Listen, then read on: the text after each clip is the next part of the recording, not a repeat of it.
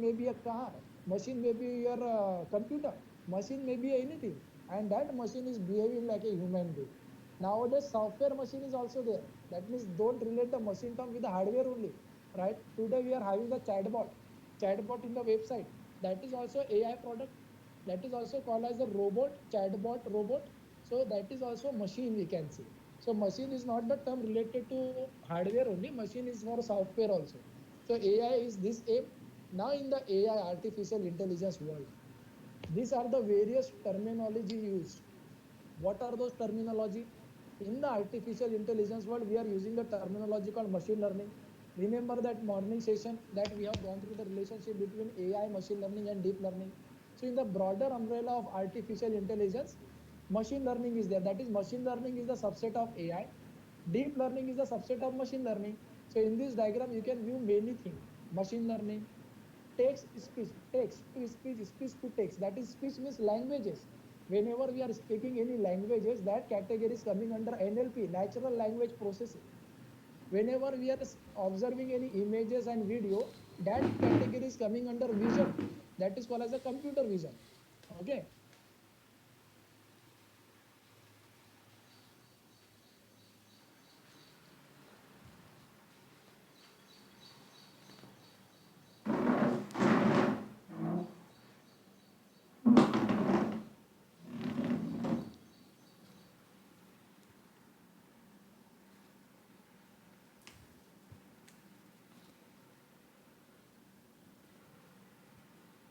And there are so many robotics field available, planning and optimization field is available in the world of AI. So it indicates that these are the elements of AI indirectly, that machine learning, deep learning, computer vision is related to images and video, natural language processing is related to textual analysis, and when to use what type of application, I will let you know. Because many a times when you are solving the project related to images, so I would like to recommend all of you, all the participants, if you are having a project related to images application in the wireless application also. Suppose we are having the project related to satellite is the wireless communication, satellite is sending the images. Okay. Now if you want to apply the process, at that time you are having the two choices, machine learning and deep learning. So at that time apply deep learning, because deep learning is very smart in order to do an analysis using the image processing, whereas machine learning not. And why that I will let you know. Okay. So as I said, that machine learning is a subset of AI, where it is learning from the past data and predicting for future data. And deep learning is a neural network word, which I am going to explain you in the coming time. That means in the next slide. So deep learning is the neural network word, which is learning from the data and predicting for future data. Now demand of AI, same thing. Why demand of machine learning? Same example applicable to demand of AI. See, whenever you are working on any AI project, so first of all, you should have the very good computer hardware system, because AI want huge amount of data to work on. AI never want the data in the range of thousand. Whenever you are doing any project in the artificial intelligence world, at that time you should have the data available in the terms of lakh and crore. At that time you are applying the process. So you should have the more powerful computational system in two terms. That is, one is in terms of processor, that is GPU processor, and other in terms of memory capacity. And when you are having that huge amount of data, you are applying the better deep learning and machine learning algorithm to that data to find the hidden information. And that after getting the hidden information, you are doing the so much business from that. That is the demand of AI in the world, where we are having the GPU processor should be mandatory, where data generation is going on in the company day to day in the very huge amount. And finally we are applying the effective algorithm to that data with the broad investment process. Now what we are doing, types of AI. In the types of AI, as I said, whenever we are making such a machine, whose objective is to mimic like a human being or behave like human. So that is the definition of AI already discussed with you. Now there are three types of AI. Weak AI, narrow AI is the same, general and strong AI is the same, and super intelligence. There are the three different type of artificial intelligence. So when you will compare the any machine with human being, and at that time you came to know that human beings are far, far ahead than machine. Yet there is no machine in the world. Those who can easily detect the emotion, those can detect the taste of the food. Still right now, this is a reality. There is no machine in the world which can detect all kind of emotions. So when human beings are ahead than machines, at that time that kind of artificial intelligence is called as narrow and weak intelligence. Okay. Now today we are in the narrow and weak intelligence. All over the world, no company has succeeded in order to make such a machine which behave like human or completely think like human. That is emotion detection, or we can say of taste of food and so on. That is narrow intelligence. General intelligence means what? A day will come in future where we are making such a machine which completely behaving like human, exactly like human, emotion detection, anything, taste and anything. That technology is called as artificial strong intelligence, general intelligence. And a very dangerous thing is third one, artificial super intelligence. A day will come where machine will surpasses human being. That means machine is take overing that our human being processes in the world. And at that time we can say machine is far, far ahead than human in all aspect. That kind of intelligence is the artificial super intelligence. So these are the three types of AI. Dangerous is super intelligence. Right now we are into the narrow and weak AI phase in the world right now. So these are the process. As I said, narrow and weak AI is the process where human beings are ahead than machine. Strong intelligence and general intelligence means what? Where machine is equal to human being. And finally, we are making such a machine which surpasses humans. At that time, that type of technology is called as super intelligence. And majority of the entrepreneur in the world are expecting that up to the year 2040, we will able to make such a machine which will surpasses human. That is a prediction, not yet true. That is a prediction. So that is our types of AI. And finally, deep learning world. That is the talk right now. I'm going to give you what is a deep learning world, and after that, that project of MINA. So deep learning world means what? Whenever we are learning the machine learning, so under machine learning, deep learning concept is there. So I already explained this slide to you, motivation. So motivation behind the deep learning is this only. Our brain is working in which fashion? That it is going to identify the image that this image is of cat. Okay, so our human body is completely working by the signal from our brain. So this is a very curiosity among the scientists. And by taking the motivation from this, that how our human body brain is functioning, deep learning came into picture. So the need of deep learning is very simple.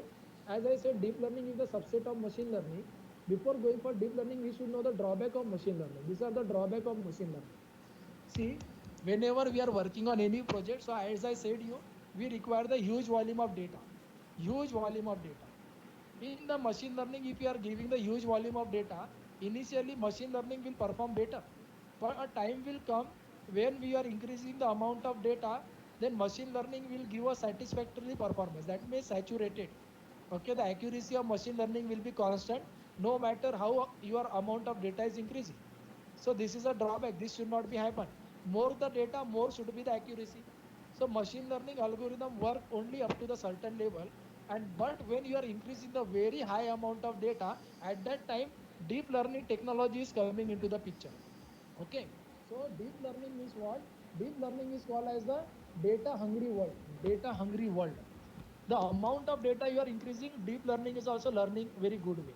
So this is one of the drawback of machine learning. Second drawback of machine learning is that machine learning cannot handle the high dimensional data. High dimensional data is images. Whenever you are giving the images of having the size 1000 by 1000, so 1000 by 1000, suppose you are converting into Excel sheet, so 1000 multiplied by 1000, that number of column is available. So always remember, when we are having the high dimensional data, that is called as a curse of dimensionality. So machine learning faces much difficulty in order to solve such kind of problem when we are having the high dimensional data. And in the high dimensional data, we want to extract the features, that is column. Features means column. So it indicates that machine learning faces the problem with high dimensional data, that is having the curse of dimensionality. And in the high dimensional data, we need to extract the features. That is the major challenges in the world of machine learning. Features means what? If you are not giving the proper features to machine learning, machine will not learn properly. Okay, that is a process in this. Now, after that, these are the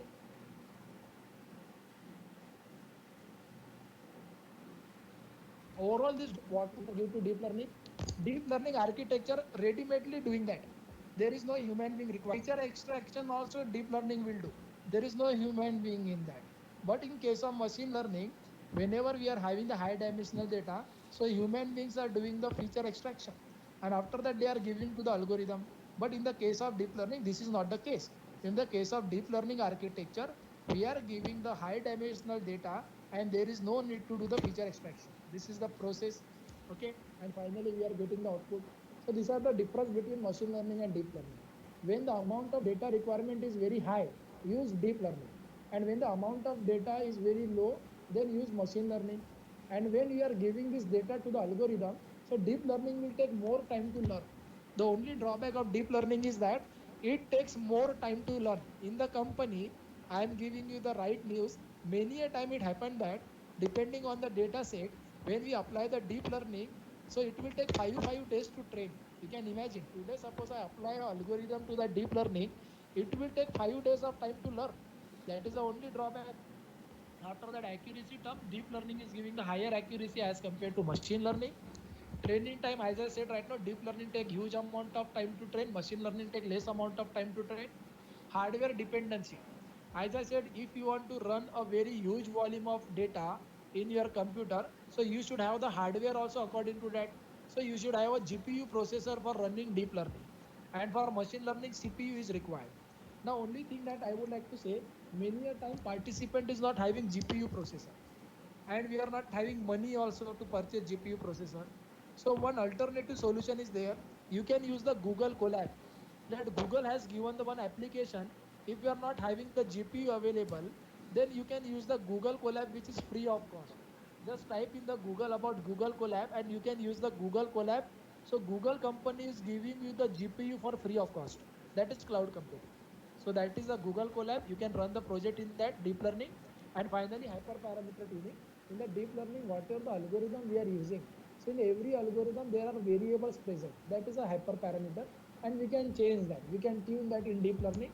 In machine learning, there is a limited capacity for that. So these are the comparison of that. So as I said, system requirement for deep learning is GPU processor. Alternative solution, use Google Colab. This is the system requirement. Now finally, as I said, deep learning is the world which is capable of handling huge volume of data. Okay, huge volume of data, and there is no need of feature extraction. It will do the features extraction from own. That is a deep learning world. And to learn deep learning, we are taking the inspiration how our one human brain work. Deep learning means what? How our human brain is working, how deep learning is mimicking the human brain. So scientists came to know that in our body there are billions of neurons available. In our body, billions of neurons available and responsible for functioning human body. So what did scientists do? Scientists has learned how one neuron is working, how one neuron is working in our brain. Scientists learn that, and after learning that, scientists takes the inspiration, and from that biological neuron, scientists has given the name called artificial neuron. That is called as perceptron. First artificial neural network in the world is perceptron, and we are calling that as artificial neural network. So it indicates that by taking the inspiration from single neuron working from brain, that is biological neuron, artificial neural network came into existence. And then we can say that world of artificial neural network is booming the market nowadays. So this is the perceptron. That is, this is not the perceptron. Actually, this is the biological neuron, but heading is the perceptron and ANA. That I will let you know why. So as I said, we are making the perceptron by taking the inspiration from biological neuron. This is the biological neuron diagram. In the biological neuron, there are three major parts. One is the center part, that is cell body, where cell body is receiving the signal from multiple neurons. One is dendrite, which is collecting the signal from the other neuron, dendrite. And one is the axon, AXON, that is transferring the signal from the cell body to the another body, that is another neuron. So these are the main three functioning body in the biological neuron: cell body, dendrite, and axon. And the responsibility of that all three body is this. Dendrite is for receiving the signal from other neuron. Cell body is to sum up all the signal received from the other neuron. And axon is to transmit the signal to other cell. That is the process. Okay, so by keeping this functionality in mind, scientists had made the artificial neural network that is called as perceptron. So కొంచెం నాకు perceptron is glass the water name ఇవ్వమ్మా. of first artificial neural network in the world, and perceptron is exactly similar to biological neuron. And perceptron is like this is perceptron. Okay, first artificial neural network in the world, whereas here x1 x2 up to xn is nothing but we are getting the signal from other neuron. Okay, w0 and w1 and up to wn, it is a weighted signal we are applying to that neuron signal. And whereas weighted sum is the cell body. Okay, and step function is also part of that cell body.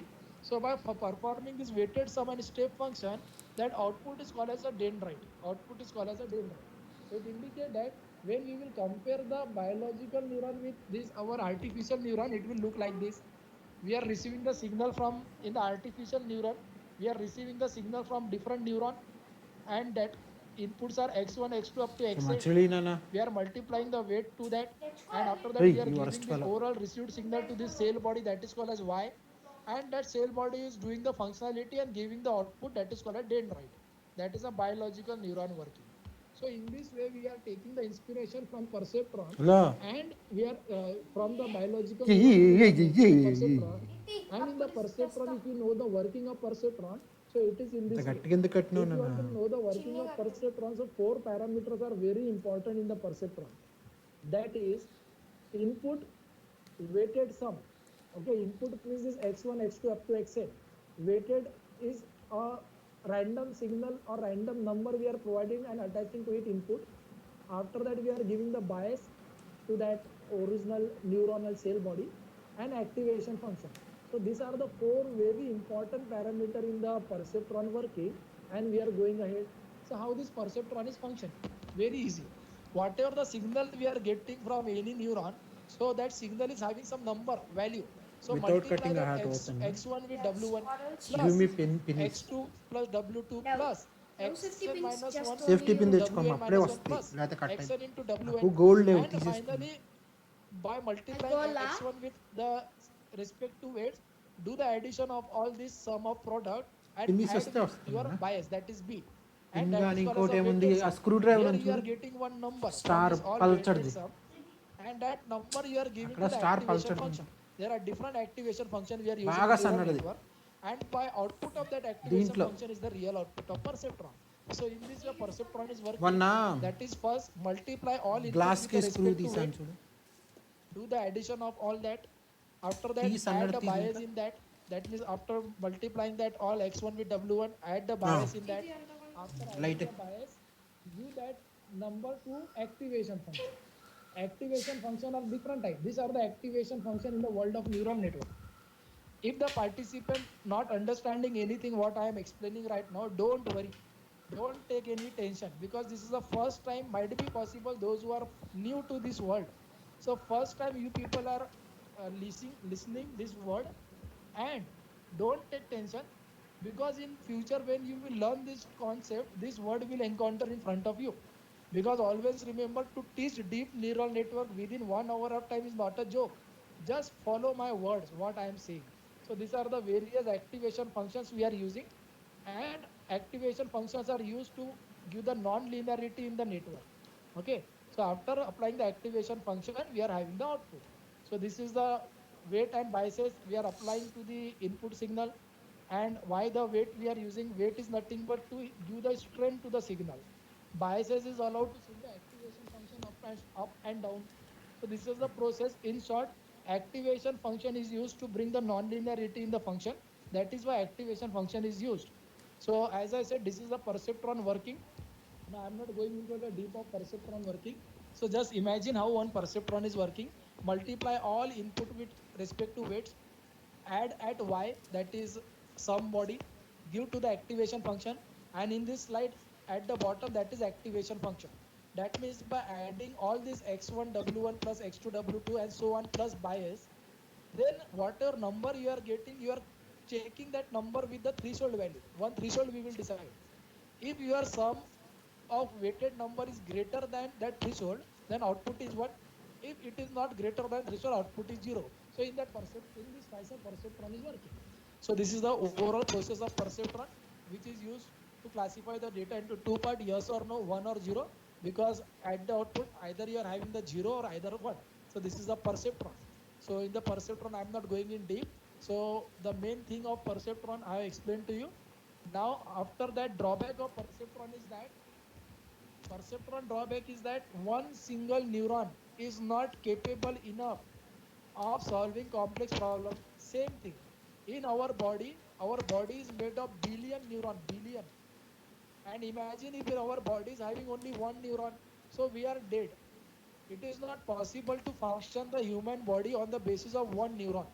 Similarly, it is not possible of solving the complex problem in the world of artificial intelligence with the help of single perceptron. So at that time, వచ్చేసింది we are ముందు. using the multi-layer perceptron. Single perceptron cannot handle the complex problem. So at that time, we are using multi-layer perceptron, and multi-layer perceptron is nothing but a combination of single perceptron. This is every circle is a perceptron, and this is the architecture we are making. This phone is the ఇటీ మంచిగా architecture. ఉంటుంది. Every single layer here is a perceptron. You can observe అంత this. గట్టిగా Here కట్టుకోరు, four అందుకనే layer you can observe. ముడి One is the input layer, జారు ముడి two hidden వేసుకోవాలి. layer, and one output layer. చూడు In ఎలా one అయిపోయింది. input layer, ఆ there ఫోన్ are ఇటీ four perceptron or four neuron. In the hidden layer one, there are పల్లి three కట్టుకుంటాడు. perceptron or three neuron. Same thing. ఆ In the ఫోన్ ఇటీ third hidden layer, there are four neuron, and in the last hidden layer, that is output layer, there are two neuron. So that is called as combination of perceptron in a different fashion is called as a multi-layer perceptron.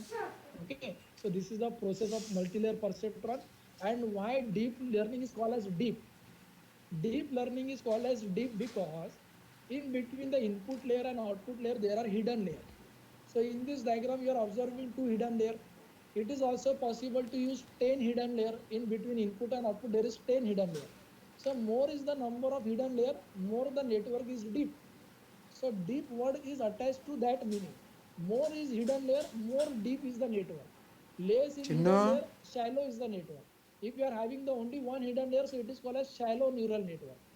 If you are having more number of hidden layer, it is called a deep neural network, deep in nature. So that is the meaning of deep in deep neural network or deep learning.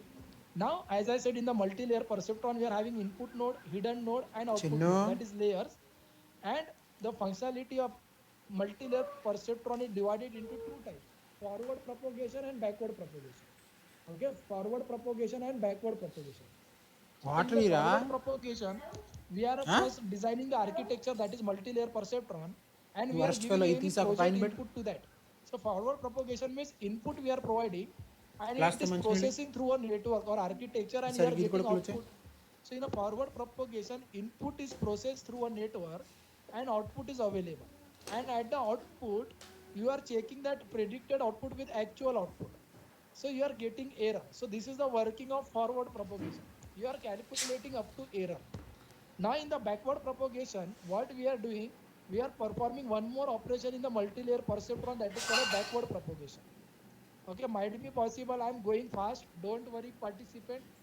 Because it is not possible to teach all this concept in a very less amount of time. But I am just showing you this word. At least remember this word: forward propagation, backward propagation. In future, it will come in front of you. So backward propagation means what? Reducing the error.